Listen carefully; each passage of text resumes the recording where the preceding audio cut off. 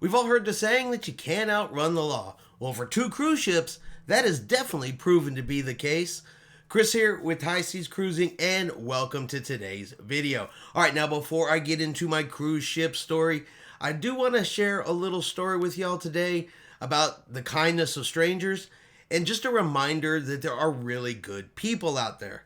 So, I'm going to kind of give you the short version. Tiffany works about an hour away from home. She was headed home today. Battery light came on the truck. Truck stopped running. She's forced to pull over to the side of the road. So she's broke down on the side of the road, about 45 minutes away from home, in a not so great place. There's a lot of big trucks going by, a little bit dangerous, and of course she's all by herself.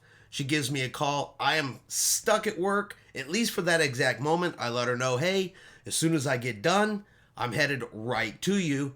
I said, but go ahead and call a friend of ours, Derek, who she works with, and see if there's anything he can do. She gives him a call, and he says he's on his way. I finish up what I'm doing, and I start driving towards her. Now, by the time I get there, Derek, of course, has already arrived and is there helping her.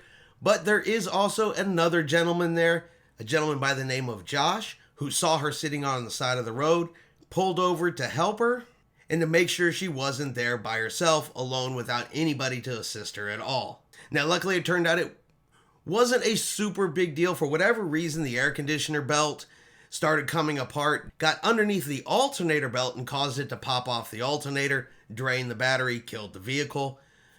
They were able to pop the belt back on, jumpstart the vehicle, and get her home. No issues or problems. But the reason I wanted to share this story is, look, a perfect stranger pulls over to help her out on the side of the road. It is a reminder that there are good people out there, kind-hearted people who are willing to lend a hand when they can. So I want to say thank you to that gentleman. His name was Josh. I didn't get his last name, but thank you, Josh. And of course, thank you to Derek, who Tiffany has known since high school. Both of them who got there, helped her out even before I could get there. So thank you very much. Tiffany's home safe, vehicle's home safe, all is good. But on to our news story. So if you remember, back in January, a judge in Miami issued an arrest warrant for the Crystal Symphony for unpaid fuel bills. The Crystal Symphony was supposed to return to Miami, drop off its passengers, but when this arrest warrant was issued, instead the Crystal Symphony went to the Bahamas, dropped her passengers off there, and they were ferried back over to the United States.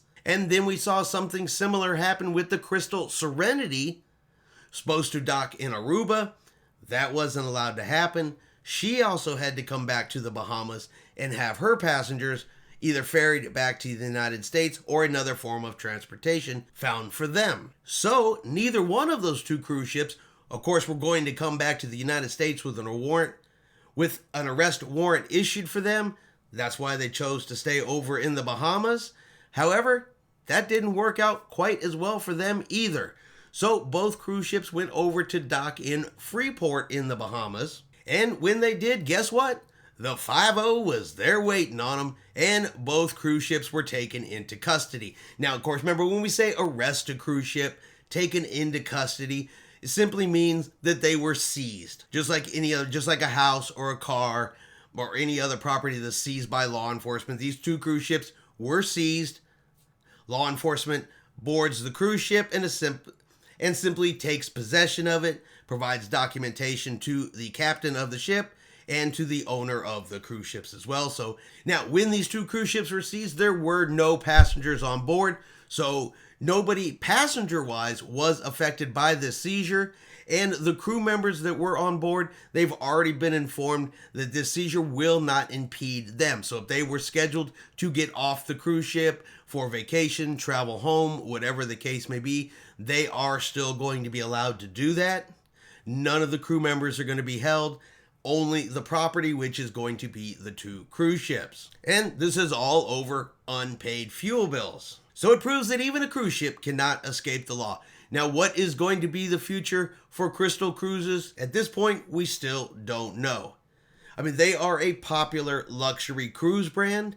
Hopefully, they figure out either a way to restructure in bankruptcy and resume doing business, or perhaps another cruise company, another cruise line, or another investor picks up Crystal Cruises and puts them back into business. And we'll keep an eye out to see if there are any changes in that story. But alright, I hope you have enjoyed today's news video. If you have, do me a favor, smash that like button. Have yourself a great day. And like always, we will see you out on the high seas.